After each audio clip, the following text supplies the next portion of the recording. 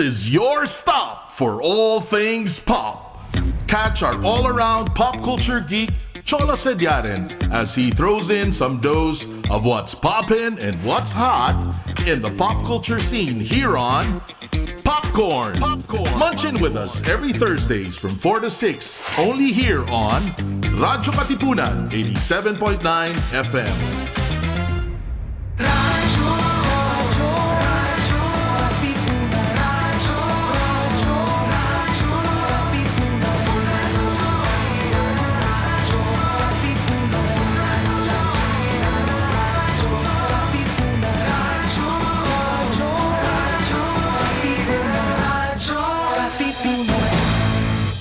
We are now on YouTube. Watch all of our live episodes plus exclusive content in our channel at radyo-katipunan FM. Don't forget to click subscribe and hit the bell to get the latest updates. Good morning, Ateneo. Start your day right with your morning wake-up call. Good morning, Ateneo. Energize your day with lively, funny, and lovely morning conversations this side of Katipunan. Catch the latest news and stories around the campus. Good morning, Ateneo! Your daily dose of radio-chikahan, tawanan, kantahan, and kwentuhan. Every morning, only here on the voice of the Blue Eagle, Radyo Katipunan, 87.9 FM. Good morning, Ateneo! Mornings have never been this good. Mamangha sa lalim at ganda ng ating kultura at diwang makabayan sa mga salita at pahina. Sa tulong ng mga guro at manunulat ng panitikang Pilipino, halina't tuklasin ang yaman ng ating panitikan, ang pamana ng ating lahi. Ito ang Sari-Sari. Tuwing Miyerkules, 11:00 ng umaga, dito sa Radyo Katipunan, 87.9 FM. Radyo Katipunan, 87.9 FM. Are you feeling sore? We can make that better. Tune in to the Ateneo Senior High School's first radio program, SOAR, the Seniors On Air Radio. Don't change that channel yet, because SOAR is ready to put the you in you. SOAR, Seniors On Air, here on Radyo Katipunan, 87.9 FM. Get your daily dose of inspiration through our music. Follow jescom.ph on Spotify and Jescom Music on YouTube. Radyo Katipunan, news, insights, inspiration. Radyo Katipunan, down from the hill and down to the world. Radyo Katipunan, the voice of the Blue Eagle.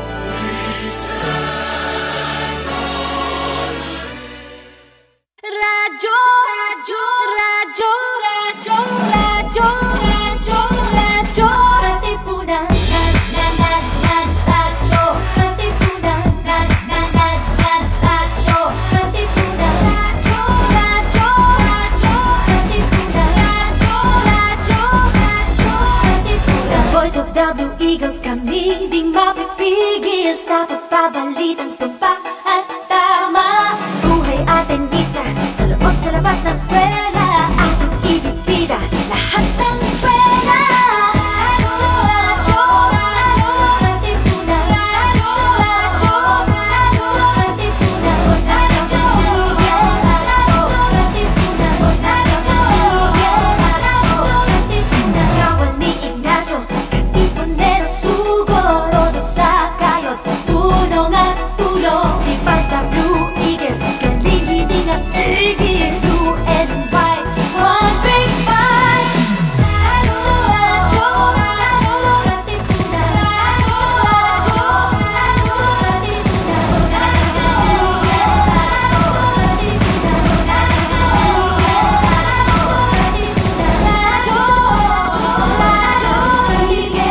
Radyo Katipunan.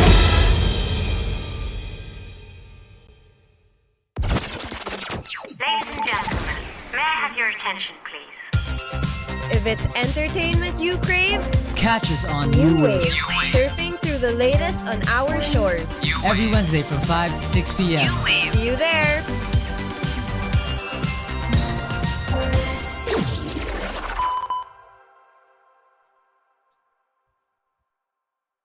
Hello everyone! Good afternoon! Coming to you live on Radio-Katipunan 87.9 FM via Zoom.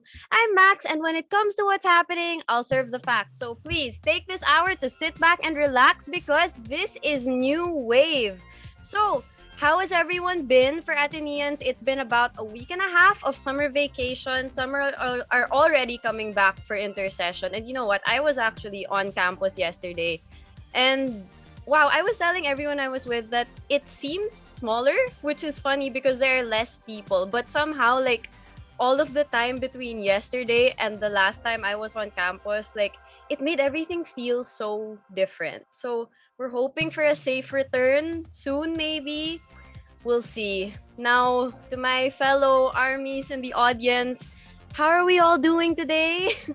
How have we been doing since last night? Like, me personally, like, I've been feeling a lot of things. It's been a roller coaster, but we will be fine. The boys, they will be back together in due time. For now, I'm excited to hear what they have in store, the things they have planned, and their solo stuff. So let's be happy for them. Let's wait. Their first mixtape is next month, and it'll be J-Hope. So that's something to look forward to. Okay, now back to being in Ateneo, back to campus. Now, summer break is also a chance to try new things. So let's, just like BTS, let's move forward. Let's see what we can do this summer. Let's see how we can improve ourselves and be ready for the next semester. The times are changing as well. We don't know what's going on, but by the looks of things, we'll be back on campus very, very soon. So let's all prepare ourselves for that, whether you are a student, an employee, someone who wants to start studying in Ateneo. Let's brace ourselves and let's prepare for the next chapter of our lives or the next half of this year. So anyway, I say this because our guest today has a lot of themes of reassurance, self-discovery, and even adventure in her songs. So that's going to be very fun to unpack. So joining us today is an artist from Star Magic. She was discovered on TikTok for her dances, covers, and fun songs. One of them you might have heard before is called Ako Naman Muna, which is a song about self-love and self-worth. Today, we will be talking to her about her new movie, new music, and many more. So everyone, please welcome Angela Ken. So, hi Angela, please turn on your camera and unmute. Hi! Hello po! Hi, nice to see you. We kind of talked about BTS and laughed, cried all about it off camera. So let's share with them like how we've been feeling. So how have you been? Like, what have you been up to these past few weeks? Maliban po sa pag-aaral, Of course. I'm also continuing writing songs and also performing on stage sa ASAP, Yes. doing vlogs for Squad Plus and such. And also recording din po. Very soon, sana. Of course, and you have a lot of exciting performances lined up. Like, you'll be leaving for London next month, right? Yes po. So yeah, apart from that, I'm also preparing for 1MX London and of course the Star Magic tour that will be happening sa US po. Oh, wow. So you have a lot of travel in line for you. Yeah. I'm very Nice. thankful. Of course. So, before we talk about what the next few months have in store for you, let's bring it back to the very beginning, like way before there was TikTok.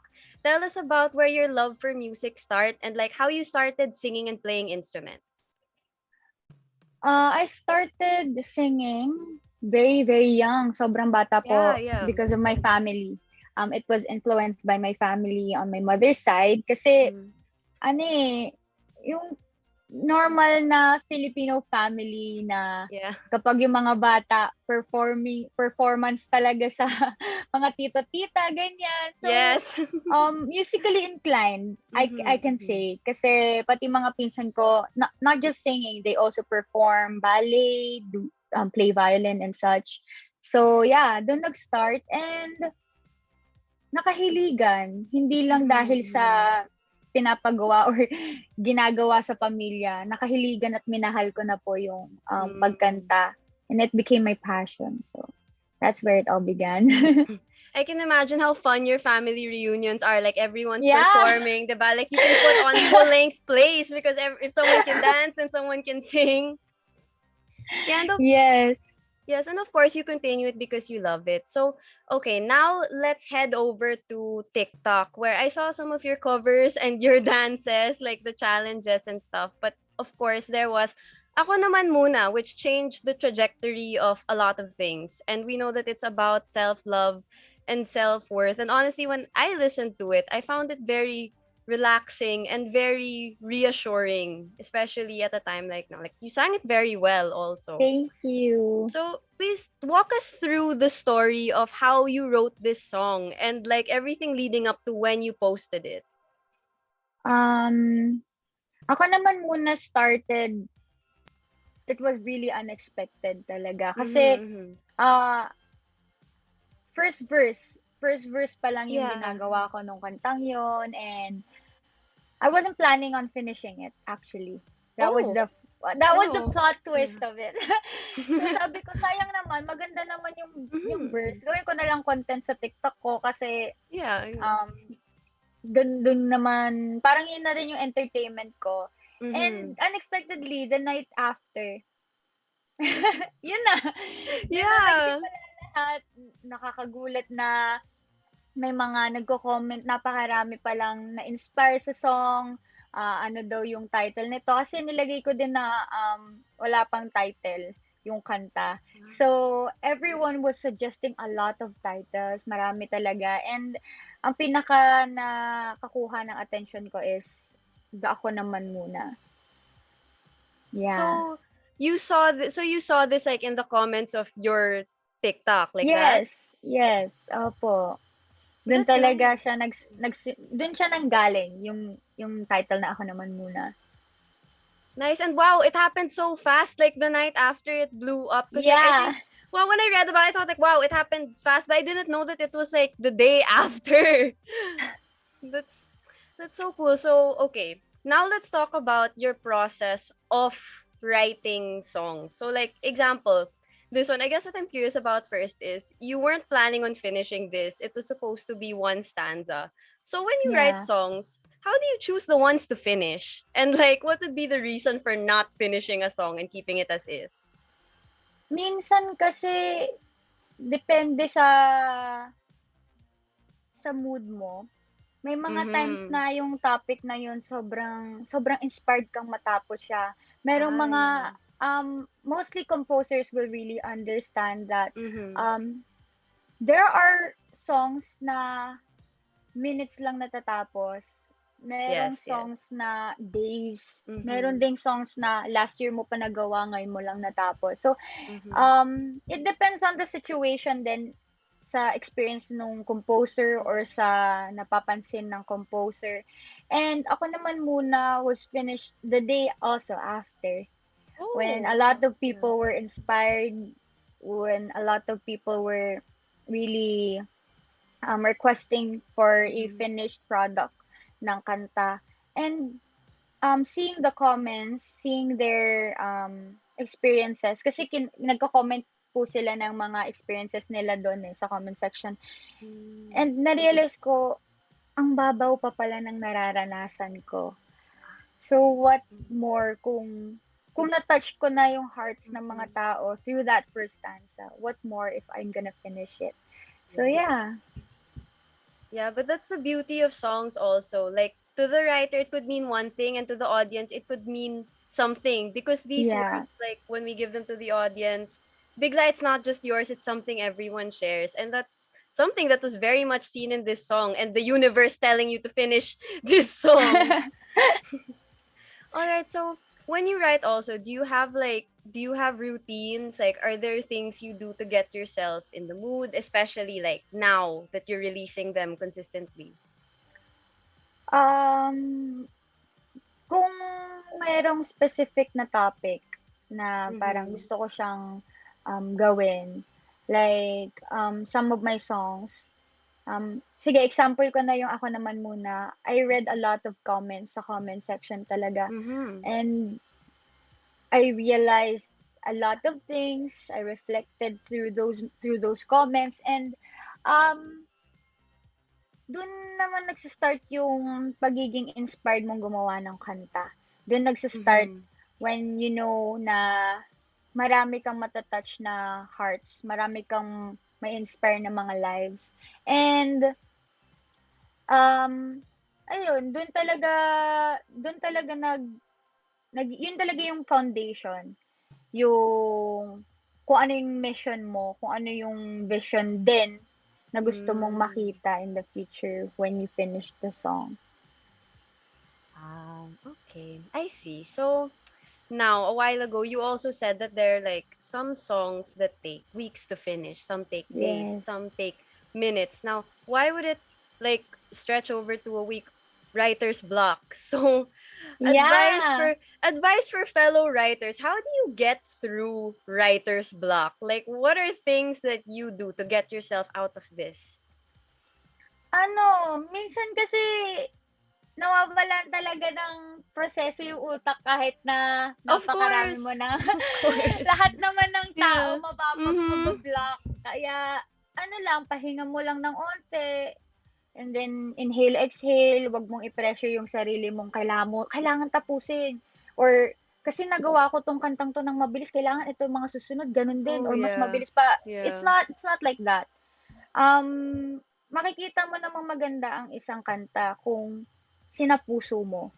Wala din yan sa bilis, wala din yan sa tagal. Kung sinapuso ng composer yung kanta.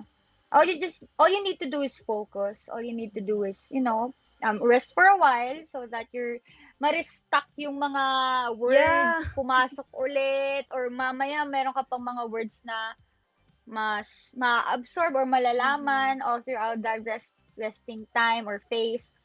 And yun po yung advice ko. Yeah, I know that's very good advice because like something we talk about also a lot on this show is rest is part of the progress because right, sometimes it's what leads you to the best results. Like you can't force yourself to finish everything in 5 minutes even if you did it before because like you're forcing yourself. Like the act of forcing already kind of affects the output that you're giving, and of course we don't want that. We want to give our best. Yeah. So okay, how do you choose also what to share? Because something like this song and even your other song, Okay to Not Be Okay, they both tackle things that could be very personal for people and especially for you as the writer. So, how do you choose what to share with your audience? Of course, hindi naman lahat ng words na may susulat ko is sakto sa mga tao. Some may be offended, some might have sensitive outputs dun sa kanta. So of course yung label, yung team ko is tinuturuan ako yung producer ko si Sir Jonathan. Hi Sir Jonathan, Star Music, and the whole management. They teach me the things that I should share and not share, the words that I should put and not put.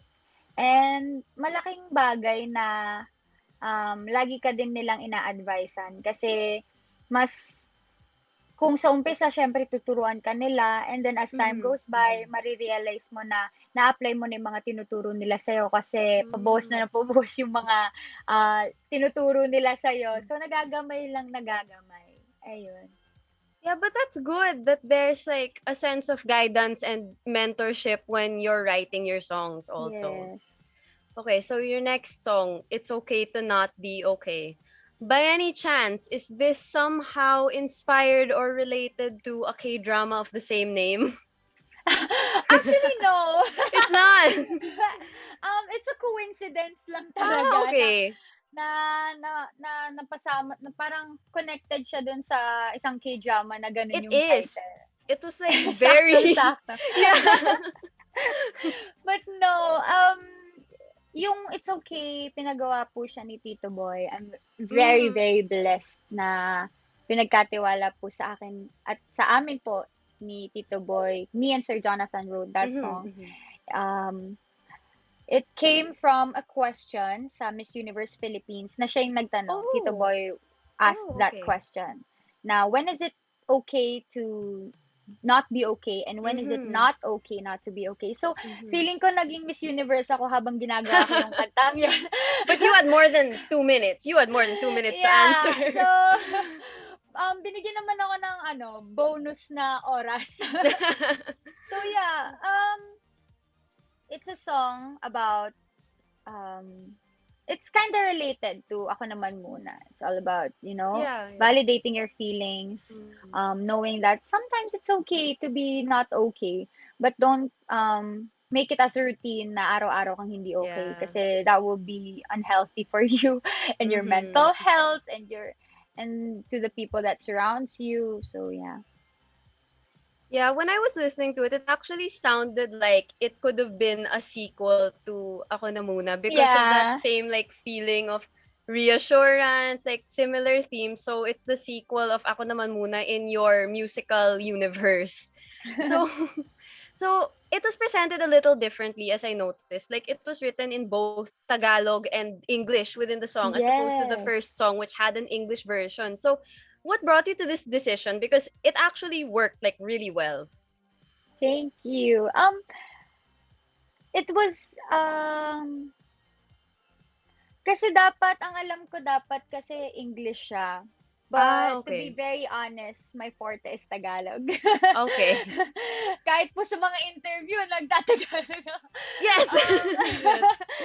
So, well, it was a collaboration and I'm very grateful also na si Sir Jonathan yung kakolab ko writing this song. Tinanong ko if pwede po bang Taglish para mas relatable. And of course, we build up a process na hindi siya magiging or magmumukhang, tawag dito, out of parang hindi siya magiging trend, ganon. Or hindi siya papakinggan ng tao kasi, ay, Taglish, ganyan. And also, meron siyang spoken poetry sa gitna. So, yeah. We worked it out and thankfully, people loved it. Yes, actually. Because, it's a message that a lot of people needed to hear at the time it was released as well. And then I see that the feeling of self-love, reassurance, it really resonates with you. And also that aligns with the very faithful image I see of you on social media because I noticed that you find a way to bring up God in a lot of conversations. He's at the center of your social media sites, your TikTok, your Twitter even. So I guess, how would you encourage people of our generation to also do the same, especially now that our faith can really be an anchor?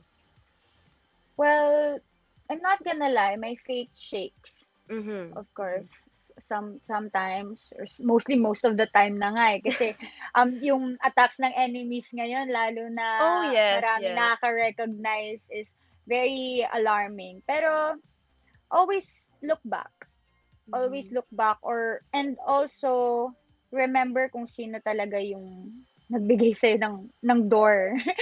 Kung sino yung pinaka-foundation ng life mo. And that's what I'm gonna say. That's what I can say to people na, everything that you have, blessings and even struggles, God allowed it. Hindi si Lord yung nag-test sa'yo nun. Si Lord yung nag-allow na pumasok sa'yo yung mga struggles na yan, yung mga challenges na yan, because He knows and He trusts you na kayang-kaya mong lampasan yan and yung faith mo mas lalakas pa. And of course, hindi ko makukuha lahat ng, yung talent, yung fame, yung kung ano yung natatamasa ng pamilya ko, ng buhay ko ngayon. Imposible kung hindi dahil talaga sa kanya kasi everything was very perfectly planned. It was well planned na I came from auditions na lagi ako nire-reject, from almost giving up hanggang sa dumating nga ito. And the song Ako Naman Muna came from my experience, which obviously from the first verse, it's very deep. So, Yes. the pandemic, everything. Yeah, the pandemic it really changed things, and like it knocked a lot of us off course. Like example, like us at the radio station, we used to be like on site, and then all of a sudden we all had to learn how to adapt. Like we had to all of a Yeah. sudden be our own technicians, and then like on the music side also, now people are on Kumu because live shows weren't around for the longest time. So it was really a time of change, and as you said, like sometimes your faith shakes, but you always remind yourself to go back and ask yourself why. So at the same time, like just to bring this a step further, so you, apart from like reminding yourself like, okay, this is here because God allowed it, it's part of my character development arc, things like that. Yeah. Are there certain prayers that you take with you in every step of your life, or any specific set of words that you tell yourself to keep yourself grounded as well? Um, yung bio ko sa Twitter. Yan yung lagi kong iniisip. Yung lowest point ng buhay ko can be God's highest point of supremacy. Na my heart should not be troubled kasi, you know, the world is already cruel. The world is already, magulo. So, give faith. I mean, give light to others. Be an instrument of the Lord kasi napakarami ng darkness sa mundo. So, why not add, light and positivity to other people? Kasi yun naman din ang purpose ng music. Yun ang purpose Yes. ng entertainment. Yun ang purpose ng buhay as a whole. Yeah. Is to be united to one another. Yeah, that's true. And like Roswell, it's always easier said than done, but it's also Yeah. up to us to figure out how to do things like this. Okay, let's lighten things up a little bit again. Yeah. A while ago, we got really serious real quick. So a while ago, you mentioned that you've been doing ASAP. So tell us about your like ASAP experience. And I know that you started very recently, like pandemic na. So how are things Yeah. like on the set and on the stage? Hindi ko pa po nararanasan yung may audience sa mismong ASAP Okay. stage. Okay. So, feeling ko ako yung audience. Kasi seeing a lot of amazing artists perform live, I mean, every taping namin, every live ng ASAP, feeling ko nasa concert nila ako. Parang napakaswerte ko na meron akong free VIP ticket na nandun ako sa backstage. Nakikita sila kung paano talaga sila mag-perform professionally. And seeing them on stage na talagang physical, kahit doon pa lang sa mga tindig nila, starstruck ka na, tapos may mga matututunan ka na kaagad na, okay, ganito pala dapat.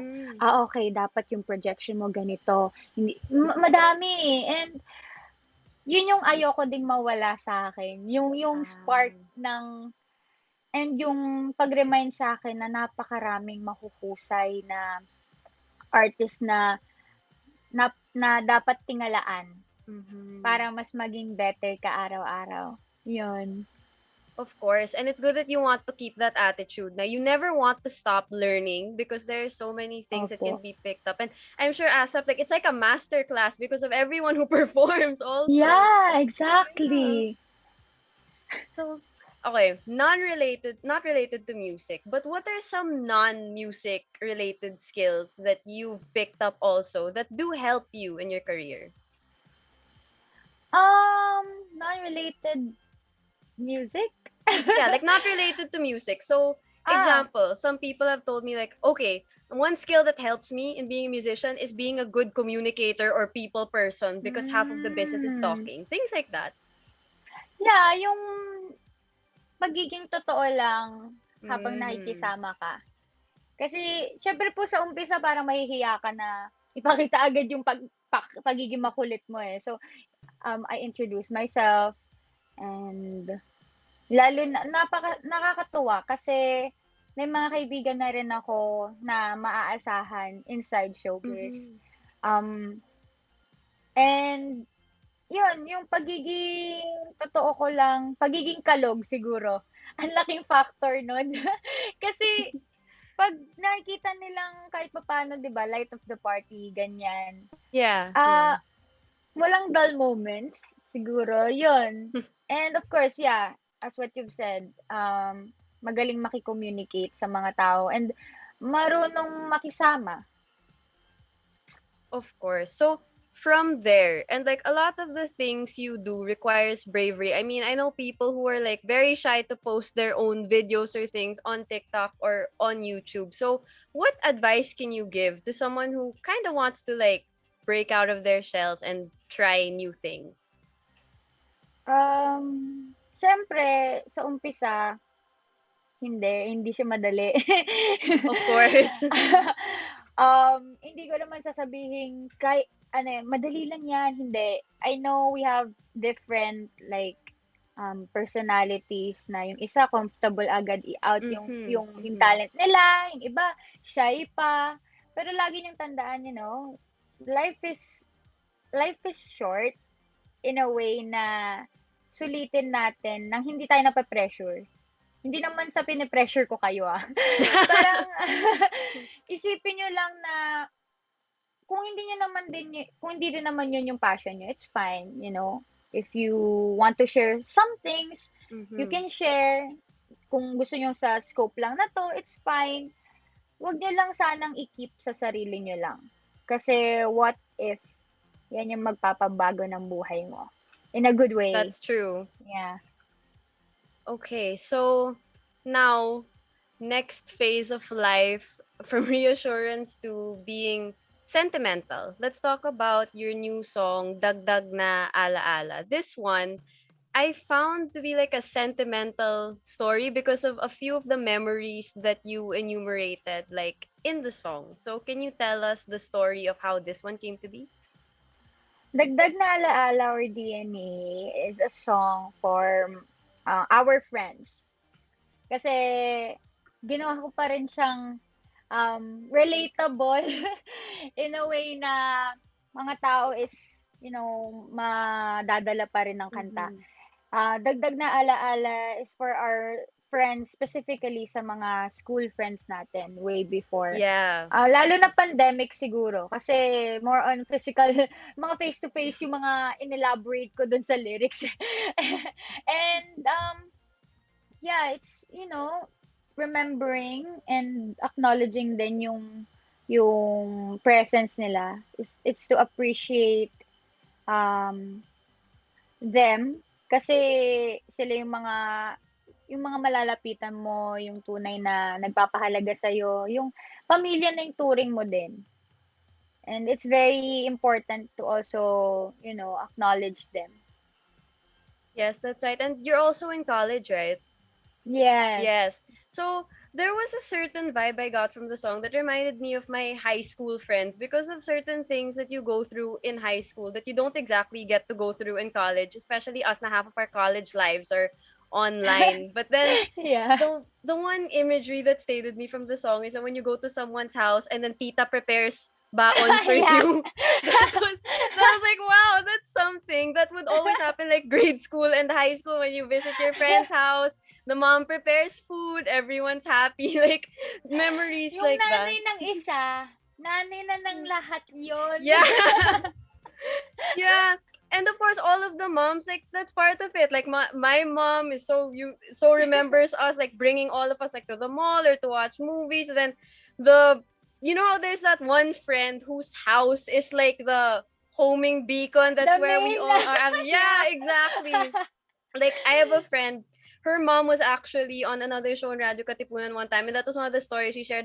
Maxine was always in the house when they were in high school because, like, that's how we were as kids. So I invite the audience to be sentimental with us. We're going to play this song. So right after, let's reminisce a little more about high school, college, whichever part of life the song helps you resonate with.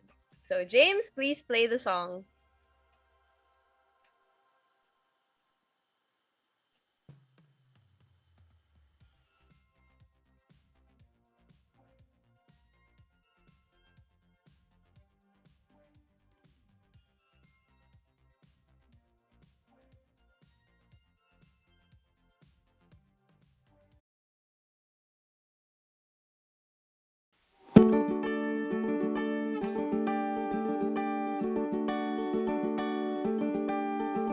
Siguro nga mabilis ang panahon, parang dati ay nagkikilalanan lang noon, at ngayon higit pa sa magkakaibigan ng turingan. Pinatibay ng taon ang ating mga samahan, mga halakhak nating sagaran, di alam patutunguhan, mga tampuhang mababaw na hindi nagtatagal, tambay sa bahay ng isa, libreng merienda galing kay tita, sabik na maulit, kasama kaibigan ay isusulit, para matigdagan ng ala-alang itatabi.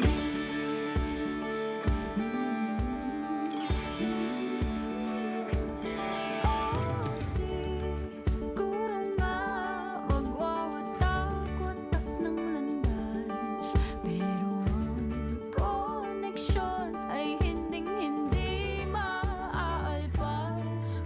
Dumaan man ang araw, sila pa rin ang natatanaw, naiiyak, nagkatansyaw pag ako'y kinasal.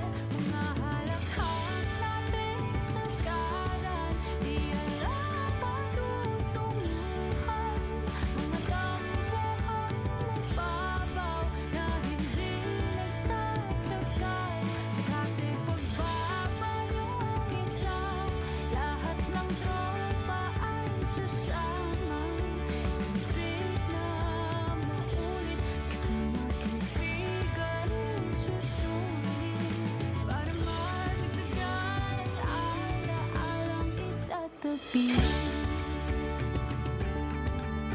Dagdag na alaala kaibigan, dagdag na alaala kaibigan, dagdag na alaala kaibigan, higit pa sa magkakaibigan ng turingan, pamilyang matatawag ang samahan,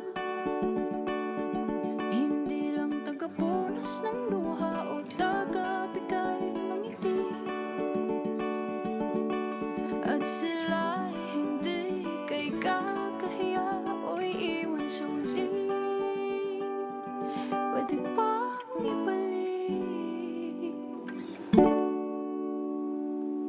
Mga halakhak nating sagaran, di alam patutunguhan, mga tampuhang mababaw na hindi nagtatagal, alam kong di tayo babata, kaya ginawa ko itong kanta, para may balikan na ala-alang itinabi.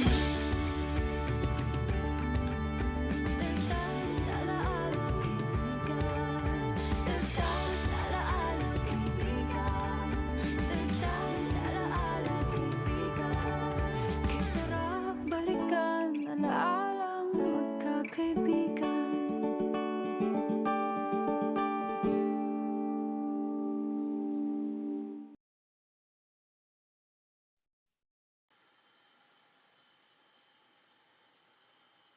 So, once again, that was Dagdag na Alaala by Angela Ken. So, Angela, please invite everyone to watch your music video and everything. Hi everyone, this is Angela Ken and I'm inviting all of you to please do stream my newest single, Dagdag na Alaala. It's out now on all digital music streaming platforms and also listen to my other songs and follow me on my socials, my social media accounts, Twitter, Instagram, TikTok, and Kumu is Angela Ken, all small letters, but the letter G is letter Q. And my new YouTube channel and Facebook page is Angela Ken, and also my Spotify account. And sana po abangan nyo Lyric and Beat very very soon on I Want this year. And please do watch ASAP every Sunday. Mapapanood nyo po kami dyan sa Kapamilya Online Live and also sa A to Z and TV5. And of course, please do subscribe the Squad 2022 on YouTube. We have vlogs every Mondays, Wednesdays, and Fridays. So thank you so much for having me. And sana po so ulitin more power po. We're not done yet, actually. I just saw in the instruction to promote the Oh. music video. It's okay. It's okay. No problem. But thank you for segueing for us. Yeah. Let's talk about lyric and beat. Oh, So, okay. okay, so anyway, people are enjoying the song. Actually, I'm seeing the comments. So I'll take this time to say hello na yun to Maria Victoria Ponan. She said, happy rainy afternoon. So happy afternoon to you too as well. And thank you for always tuning in. From Kylo Ordonez for you, Angela. He said Mare. Hello to Jiro Reyes. He was our guest last week. So people are showing some love for your song. And then now, Thank you. your movie. So this will be your acting debut. So can you tell us tell us a little more about your Tatawa lang ako. character? Pasensya na po. No problem. No problem. Yeah. Lyric and Beat is a musical series under Dreamscape and papanood po siya sa I Want very, very soon. And yes, it's my acting debut. Yes, it's your acting debut. So tell us about your character. Who will you be playing in this movie? Sadly, I cannot share that pa. Pero, Okay. para mas abangan ba? Ayan. Secret muna. Pero Okay. yun, well, alam naman ng mga tao kung sino yung mga kasama ko po doon. Sila, Seth Fidelin, Andrea Brillantes, Darren Espanto, AC Bonifacio, Sheena Bellarmino, Jeremy Glenoga, Kyle, and a lot of artists na napakahusay na yun po, na-starstruck din po ako nung lock-in. Yun lang talaga.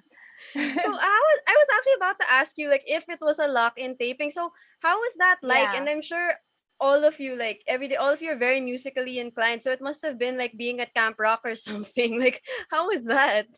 Actually, nung mga break times ng lock-in, well, of course, pahinga. Kasi, pagkatapos kasi ng mga taping, meron kami mga rehearsals for the dance, for the singing. So, meron talaga kaming mga tinake po na lessons doon while nasa lock-in. And, of course, nakakapagod. Pero, seeing the final results or watching kahit mga raw clips lang, nakaka-amaze na wow, may musical na ulit ang may musical na ganito ang Pilipinas na ipapakita sa mga tao. And siguro trivia lang na yes, meron talagang bida as in super main bida. But lahat nung students, almost every student na ang mangyayari doon is ipapakita doon yung iba't ibang kwento ng buhay nila. Iba't ibang kwento ng buhay namin. So, yeah. Okay, so that's something to look forward to. And I assume we can't talk about the music yet. We'll just have to watch the movie. Yes. Very, very soon, guys. Yes. So sorry, I didn't catch it. Will it be out for streaming or will it be out in cinemas? It will be out for streaming po. It's a series actually. Oh, okay. Okay, so there. something for all of us to look forward to. Now, today, I am also joined by a few students who are going to be asking you questions. They're our interns. It's their first time on cam, so please be nice to them. I'm kidding. I will. So, yeah, exactly. We're all in this together, right? So, anyway, so please welcome Cheska. Are you here? Yes, hello po. Hi, Angela. I'm Cheska, the intern. And I'm so sorry I can't turn on my camera right now. So I'm just currently a talking empty blank screen. But It's it's an okay. honor to meet you po, well, at least virtually. And it was so nice hearing you talk about your songwriting process po, like what compels you to write a particular set of lyrics, or what compels you to venture into this specific genre of music. I mean, I'm not a singer-songwriter myself, but I've always been fascinated by the behind the scenes of a song, if that makes sense, like how a song came to be or how the melody came to be. And with that being said, I'd like to ask, is there one song you've written that you are proudest of, and why? Of course, the proudest song na meron ako ngayon. All of my songs, I'm very, very proud na nagawa ko siya. But of Mm. course, the main is, of course, ako naman muna. Because that was like the key sa pintuan na pinasok ko ngayon. It became my life changer. Yun yung nagpabago ng buhay ko at ng pamilya ko. Kaya yun yung pinaka, siguro. Yun yung nasa top list ng pinaka proud ako. I see. Sige po. Thank you. Thank you. Thank you, Cheska. So next we have Ralphie. Please ask your question. Hi, Angela. I'm Hi Ralphie, and po. just a random question lang naman. But what's one song from a different artist that you wish you've written yourself? Hmm. Maraming magagandang kanta na ginawa ng iba't ibang artist. Pero siguro isa sa mga, hindi siya yung top ano ko, pero marami kasi akong parang, ang ganda sobra ng kantang to na kahit ilang beses kong ulitin, okay lang sa akin. It's When I Met You. Yun yung isa sa mga siguro, sana ako yung gumawa ng kanta. Kasi nakakakilig and, yun, nakakakilig. Thank you. Thank you, Ralphie. Thank you. Okay, so on that note, actually, let's talk about like how you prepare for like performances. A while ago, I asked you if you had any routines and things like that for when you're writing. But what about when you're performing? How do you prepare for that? Whenever I perform, or before I perform, of course, I need to pray. Of Kasi course. nakakatakot. As in, walang performance na hindi ako kinabahan. And dapat naman talaga na hindi ako mawala ng kaba sa katawan Hmm. ko. And yung practicing, hindi naman yung super practice kasi minsan kapag super duper akong nagpa-practice na parang lahat ng galaw ko praktisado ko. Minsan na-mental block na ako kasi yun lang yung nasa Ah. utak ko. So, ano lang, chill lang in a way na prepared pa din. Yung yung feeling kapag nandun ka sa stage is genuine pa din. Hmm. And of course, if may ka-prod ako na ibang tao, of course, you acknowledge them also before performing para comfortable din kayo sa stage. Hmm. And madami ding matututunan sa mga naka-collab po namin sa ASAP. Yun. All right. Now, I find it very interesting that you never want to lose the feeling of kaba, the feeling of nervousness before performing. Why is that? Kasi po yun yung nagpapa-remind sa akin na tao lang ako. Ah, okay. Yung parang, um, siyempre, hindi naman po ako nagsimula sa pinakaumpisa, 'di ba? I mean, Mhm. hindi ako nagsimula sa pinakatuktok. Nagsimula tayong lahat naman sa pinakababa. And yung kaba kasi parang yun yung magpapa-remind sa'yo na um, lahat ng 'to kung hindi ko pag-iigihan, mawawala rin sa isang iglap. Mm, And utang ko 'to okay. sa mga taong naniniwala sa akin. So, yun. Ah.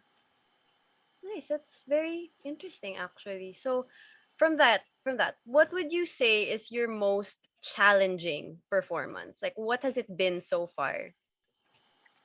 My first ever ASAP for me Of was course. the very challenging kasi live talaga siya, and sobrang kinilig ako nun kasi may pa-VTR sa akin. So parang, hala, may VTR para lang sa akin. Yung ganun pong feeling na, wow. So, yun talaga yung super, super kabado ako kasi live talaga siya. So, there's no backing up, there's no retake. Kung ano yung naipakita mo, yun na yun. Yeah. Mm-hmm. I'm sure that can be both a comfort and like something to think about, because on one hand it's like one and done, like once it's out there it's done, but at the It's same time done, it's like, yeah. oh my gosh, it's just like one One chance, so it take, has to yeah. be good. Yeah, exactly. So that's like a lot to think about. Now from ASAP, your next stage is going to be the 1MX London 2022. Are you allowed to give spoilers about this? Yes. All right. Yes. 1MX London. First time ko pong luluwas ng bansa. Oh, really? Wow. Yeah. Yeah, it's gonna be my first time, and I'm very, very, very excited na sa mga um makikita ko sa London. Yung parang dati lang talaga nakikita ko lang siya sa Yeah. social media. So, and the crowd. It will be my first Mm-hmm. time to perform in a very huge crowd. So, isa din yun sa mga prepare ko. I mean, the kaba, of course, it will always be there. But improving my confidence is a must all the time. Of course. And that's going to be a very like milestone performance. Yes, So are you allowed to tell actually. us, yeah, are you allowed to tell us what you'll be performing? Like which songs, how your set's going to be like? Sa songs, we're gonna rehearse pa in the final and the finalization of the song. So, as of the moment, there are lists of what I'm gonna sing.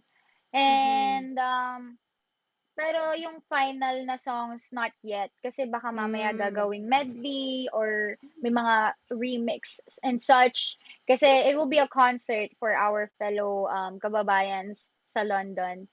And syempre, they deserve the best performance there. Of course, of Kaya, course. ayun.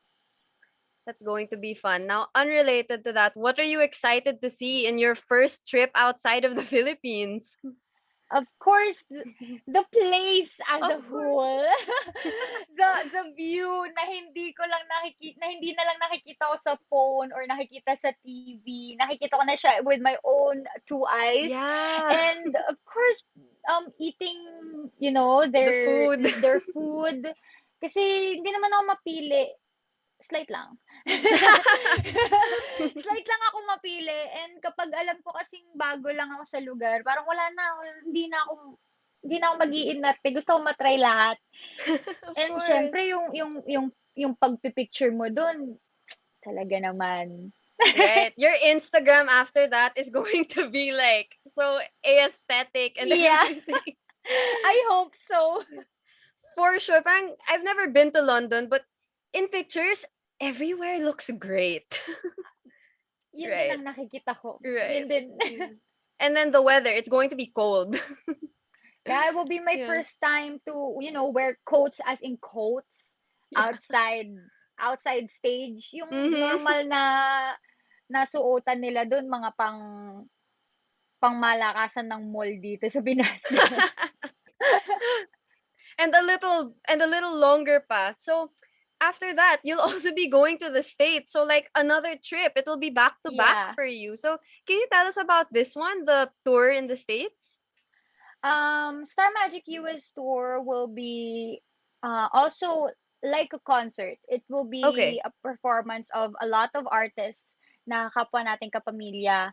And it's the 30th anniversary of Star Magic. Kaya maraming aabangan ng mga tao doon na kapwa natin. And it will be from three places in US: San Francisco, LA, and also New York. So maraming mapupuntahan.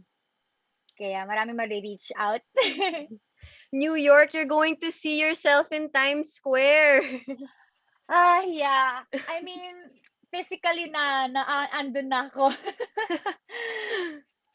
Yeah, from your Spotify ad to you being there. Yeah. Ngayon masasabi ko na po nakatungtong na po ako ng Times Square. Well, that's going to be very fun. So, it's an anniversary tour with the Kapamilya. Who will be joining you on this? A lot. Some of them are AC, Janine, Ah. Sab, Zanjo Marudo, Andrea Brillantes. A lot of artists actually. Miss Kim Chu. Yan, mga bigatin. Yeah, that's going to be Like, sa pagkakaalam ko, it will be exclusive for the US. But I hope na i-replay nila para yung mga nandito din sa Pinas and sa ibang lugar, mapanood din nila. But I think, for now, it will be like a concert talaga na sila lang yung mga makakanood. Yeah. a step into normalcy, a step into right, because like lately I've been used to like, okay, if a concert is happening like here, you can also see it online. Yeah. So all right, it's coming back now. Next, heading over to the light questions before we end. What is your hidden talent? This could be anything. It could be like cooking, being able to make a star. Yes, hidden talent. It could literally be anything. Even like one of those like hidden talents that not a lot of people know about. Like, oh, I can make a star out of rubber bands. Like, it can be trivial. It can be. I think na lang. It's not actually a talent. It's more like a hobby. Okay. I like to hindi ko kasi alam kung may hidden talent pa ako kasi mukhang naisiwalat ko na lahat sa mga tao. So mahilig na lang po ako talagang gumawa ng shake sa bahay. Shakes? Yeah, I love making shakes. Kapag may nakita akong mostly mango shake, banana shake, kung ano yung mga normally nasa bahay. And even yung lola ko. Actually sa lola ko syempre mas healthy. Ampalaya with apple yung kanya. So, hindi ko kaya yun. Binibigay ko na lang sa kanya. Ginagawa ko na lang para sa Ganun na lang. Wow, that's a combination I've never heard of before. But for you, what's your favorite combination been? Or something that you make a lot for your friends at least? Well, yung simple lang na ginagawa ko is of course mango shake and banana shake. Pero kung order ako, strawberry banana. Strawberry. The best. So that sounds good. Now, are there any combinations like you accidentally discovered while experimenting with these? Sa ngayon natatakot kasi ako baka masayang yung yelo, yung gatas, yung asukal. So, ngayon wala pa naman. But I'll try. Very soon. Just roll the dice or something. Close your eyes when reaching for fruits in the fridge. Yeah. Tama. Right. You don't know what you could discover. Okay. Now, what is something about yourself that you want to tell the world? This could literally be anything. About myself? Yeah, about yourself. What's something you want people to know about you that you haven't gotten the chance to share yet? I'm sure there is something.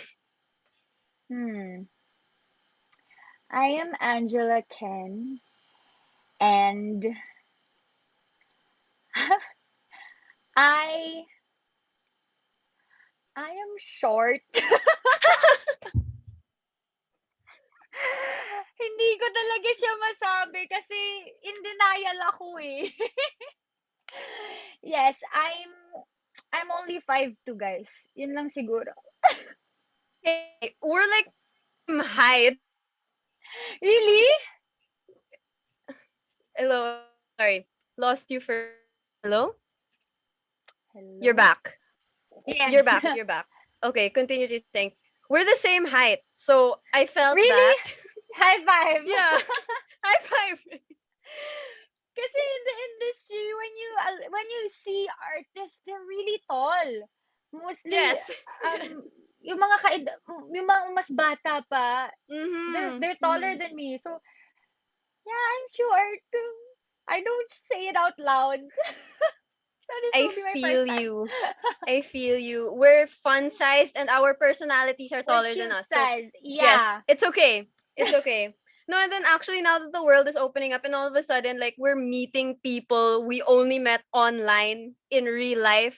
We joke like, okay, time for a height reveal. Let's go. Oh my goodness. Yun yung isa sa in denial talaga ako, yung height ko. Yun I feel you. talaga. I can relate like 110%. That's why we have heels, platforms, all of that. Yeah, heels. Exactly. Heels are our best friends. Right? Fashion staple. Exactly. My Right. goodness. Okay. Now the time has come. But before we say goodbye for real, allow me to thank a few people first, and then it will be your turn to say goodbye unfiltered. No one will stop you this time. Okay. All right. Okay, so as I said before I say goodbye to everyone in the audience and to our guests, please allow me to thank a few people first because this has been New Wave. So thank you to James for handling the broadcast and Sir Justin from supporting us from far away. Thank you once again to our audience for joining us today, and we really look forward to seeing you all next week. So it's going to be another fun day for us. Thank you to the Star Magic team, to Ja and to Elle for helping us put this episode together. Thank you to our interns also, Cheska and Ralphie, for joining us today. Good job, you guys. You earned your hour. So don't miss out. Follow us on Instagram at newwave.rk to stay updated. Head over to our Facebook page called New Wave or type in newwave.rk to see it. Join the Facebook community group on the page for replays and many more. There are also ways to get featured on the show, so don't forget. Of course, catch the replay of this episode on Radio Katipunan 87.9 FM's Facebook page, YouTube, and Twitter Live, all of which go by at Radio Katipunan. We are also a podcast, so please listen to this episode on Spotify, Apple Podcasts, Google Podcasts, and Anchor under the name New Wave. But most of all, thank you, Angela, our guest Angela Ken, for joining us today, for sharing your journey, for the laughs, for talking about BTS on cam and off, all of that. Say anything you want. It's your time. The floor is yours. And this time, we are not going to stop you. So go off, I sis. just want to say thank you again to Radyo Katipunan for having me. So dito na yung time na nagte-thank you na talaga ako. Yes, it's real this time. It's real. Don't worry. No one's going to be coming at you on the Zoom Yeah. chat anymore. Well, thank you, Radyo Katipunan, for having me. And thank you, Ate Maxine, for the laughs and the unexpected, bond that we had in Yes. this time. Thank you also to my Star Magic and Star Music family for always giving me these kinds of promotions. And to my angels, thank you so much for watching and for staying by my side. Wow. And yeah, please do follow me on my socials as what I've said earlier. Just search Angela Ken and you can see it there. Just check if it's verified or not. But some of my socials are not yet, but you can see it if it's my official account or not. And please do stream my songs. It will mean a lot to me. Thank you so much, and I love you all, guys. All right. So thank you, Angela. We wish you luck Thank on your you. upcoming projects. Once again, I'm Max, and when it comes to what's happening, I'll serve you the facts. And this has been New Wave. We'll see you guys next week. Bye.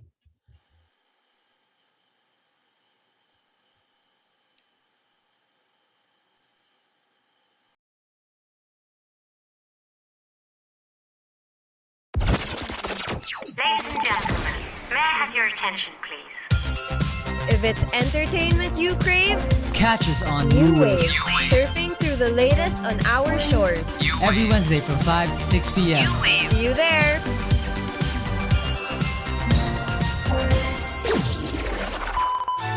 Radyo Katipunan. News, insights, inspiration. Radyo Katipunan. Down from the hill and down to the world. Radyo Katipunan. The voice of the Blue Eagle. Radyo